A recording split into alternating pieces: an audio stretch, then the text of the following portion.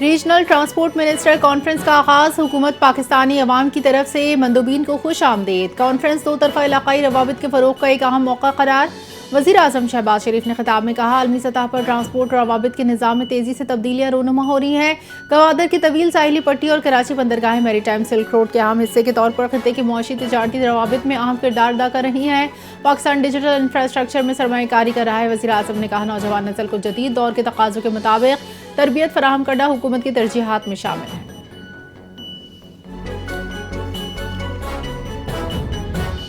لکی مروت میں security forces کا کامیاب آپریشن، 8 خارجی ہلاک، 5 شدید زخمی۔ وانڈا شیخ اللہ کے عسکری مہارت سے کی گئی کارروائی، خارج کو موقع سے نہ ملا خفیہ اطلاعات پر بروقت مؤثر کارروائی کی گئی۔ علاقے میں ممکنہ دہشت گردوں کی موجودگی کے خدشات کے پیش نظر سرچ آپریشن جاری۔ سیکیورٹی ذرائع کے مطابق یہ کارروائی نیشنل ایکشن پلان کے تحت کی گئی، جس کا مقصد ملک بھر میں آخری خارجی کے خاتمے اور امن و امان کی مکمل بحالی ہے۔ نائب وزیر اعظم اسحاق ڈار اور UAE کے وزیر خارجہ کا ٹیلی فونک رابطہ، دونوں رہنماؤں کا باہمی دلچسپی کے امور پر تبادلہ خیال، خطے کی موجودہ صورتحال، عالمی سیاسی منظرنامے اور اقتصادی تعاون کے مواقع پر گفتگو۔ ترجمان دفتر خارجہ کے مطابق دونوں رہنماؤں نے اس بات پر اتفاق کیا، مستقبل میں باہمی رابطے کو مزید مستحکم بنایا جائے تاکہ خطے میں امن، استحکام اور اقتصادی ترقی کے اقدامات کو فروغ دیا جا سکے۔ وزیر اعظم شہباز شریف سے قطر کے وزیر تجارت صنعت شیخ فیصل بن ثانی کی ملاقات، وزیر اعظم کے توانائی، زراعت، IT سمیت دیگر شعبوں میں تعاون بڑھانے پر زور۔ وزیر اعظم نے اہم شراکت دار بااثر علاقائی ثالث کے طور پر قطر کے کردار کو سراہا۔ دو طرفہ تجارت، سرمایہ کاری میں تعاون کی اہمیت پر زور۔ شیخ فیصل بن ثانی کا قطری قیادت کی جانب سے نئی خواہشات کا اظہار، قطری وزیر اعظم کی جانب سے پاکستان کے ساتھ اقتصادی روابط مضبوط کرنے کے عزم کا اعادہ۔ افغان ٹرانزٹ ٹریڈ کی مرحلہ وار بحالی کا طریقہ کار جاری، ابتدائی طور پر چمن کے راستے ٹرانزٹ ٹریڈ بحال ہوگی۔ ڈائریکٹریٹ ٹرانزٹ ٹریڈ کسٹمرز نے نوٹیفیکیشن جاری کر دیا، واپس آنے والی گاڑیوں کے نقل و حمل کی سخت مانیٹرنگ کی جائے گی۔ پہلے مرحلے میں ان 9 گاڑیوں کو کلیئر کیا جائے گا جو فرینڈشپ گیٹ بند ہونے پر واپس بھیجی گئیں۔ دوسرے مرحلے میں 74، تیسرے میں 217 گاڑیوں کو سرحد پار کی اجازت دی جائے گی۔ Pak Afghan joint chamber of commerce کا کہنا ہے، تازہ پھلوں کے 400 ٹرک اسپن بولدک میں کھڑے ہیں، درجنوں ٹرکوں میں موجود انار، ٹماٹر، انگور خراب ہو چکے ہیں۔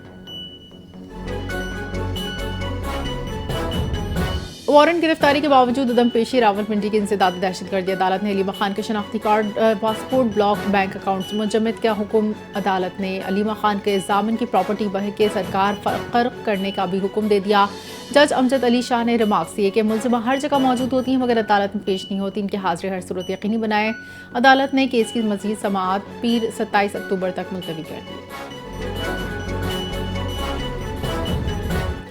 آزاد حکومت ریاست جموں کشمیر کے قیام کو 78 برس مکمل، مظفر آباد میں مرکزی تقریب کا آغاز پاکستان آزاد کشمیر کے ترانے بجا کر کیا۔ وزیر اعظم آزاد کشمیر چودھری انوار الحق نے پرچم کشائی کی، آزاد کشمیر پولیس کے چاقو چوبند دستوں نے سلامی پیش کی۔ تقریب سے خطاب میں وزیر اعظم چودھری انوار الحق نے کہا، وہ دن دور نہیں جب ہم مقبوضہ کشمیر کو آزاد کرا لیں گے اور پاکستان میں شامل ہوں گے۔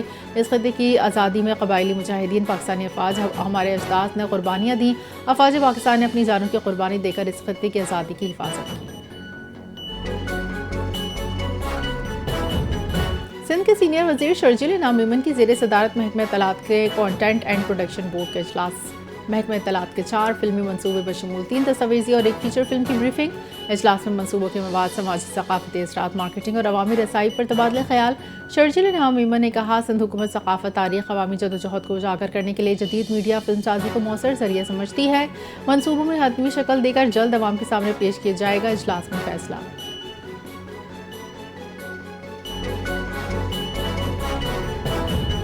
عوامی ترقی کی ضرورت کا بڑھتا شعور مثبت رجحان ہے۔ پنجاب میں تیز ترین ڈیولپمنٹ کے جدید دور کا آغاز ہو چکا۔ ورلڈ ڈیولپمنٹ انفارمیشن ڈے کے موقع پر وزیر اعظم پنجاب نے مریم نواز کا پیغام، کہا، ستھرا پنجاب، 1100 الیکٹرو بسیں، اپنی چھت اپنا گھر جیسے منصوبے ترقیاتی ابلاغ کی روشن دلیل ہیں۔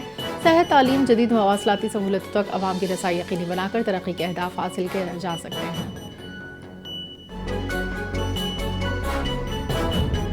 وزیر اطلاعات پنجاب نے TLP پر پابندی کا فیصلہ خوش آئند قرار دیا، کہتے ہیں انتشار پھیلانے والے مائنڈ سیٹ کے لیے یہ ایک پیغام ہے، یہ مذہبی اور سیاسی جماعت نہیں، یہ مذہب کا لبادہ اوڑھ کر فساد کرتے ہیں، لاشوں پر سیاست کرنے کی کوشش کرتے ہیں۔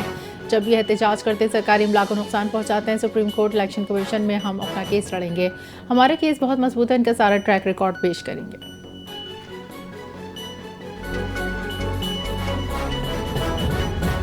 ارکان سندھ اسمبلی کی تنخواہوں میں اضافے کا نفاذ ہو گیا۔ سندھ اسمبلی ارکان کو 3,60,000 روپے ماہانہ تنخواہ الاؤنس ملیں گے۔ ارکان سندھ اسمبلی کے پی سلپ میں تنخواہ الاؤنس کا نیا سلیب شامل ہو گیا۔ سندھ اسمبلی نے 9 اگست کو تنخواہوں میں اضافے کا قانون منظور کیا تھا۔ 27 اگست کو سندھ اسمبلی کمیٹی نے ارکان کی تنخواہ الاؤنسز میں اضافے کی سفارش کی تھی۔